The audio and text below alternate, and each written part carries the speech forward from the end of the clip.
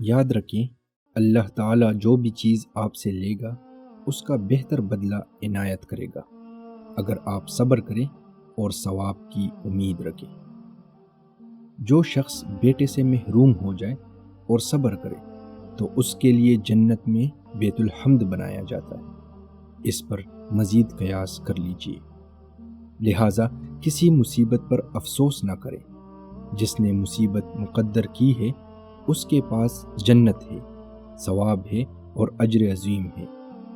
اللہ کے نیک صالح بندے جو مبتلا مصیبت ہوں ان سے جنت میں کہا جائے گا تم پر سلامتی ہو کہ تم نے صبر کیا، بس تمہیں کیا بہتر ٹھکانہ ملا ہے۔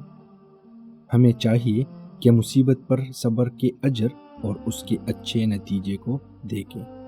قرآن مجید میں اللہ تعالیٰ نے فرمایا ہے یہ وہ لوگ ہیں جن پر ان کے رب کی رحمتیں ہیں اور یہی ہدایت یافتہ ہیں۔ مصیبت زدوں اور آفت کے ماروں کو خوشخبری ہو، دنیا کی عمر بہت کم ہے، اس کا خزانہ حقیر ہے، آخرت بہتر اور بقا کا گھر ہے۔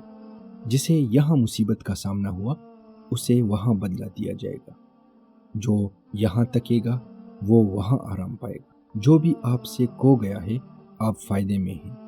آپ کے پاس اللہ کا وہ پیغام ہے جس کا لفظ لفظ لطف و کرم، محبت، ثواب اور حسن انتخاب ہے۔ اس لیے مصیبت زدہ کو ہمیشہ نتیجے پہ نظر رکھنی چاہیے۔ اللہ تعالیٰ کے پاس جو ہے وہ بہتر، باقی رہنے والا بڑا اور خوشگوار ہے۔ مزید اس قسم کی ویڈیوز حاصل کرنے کے لیے ہمارا YouTube چینل سبسکرائب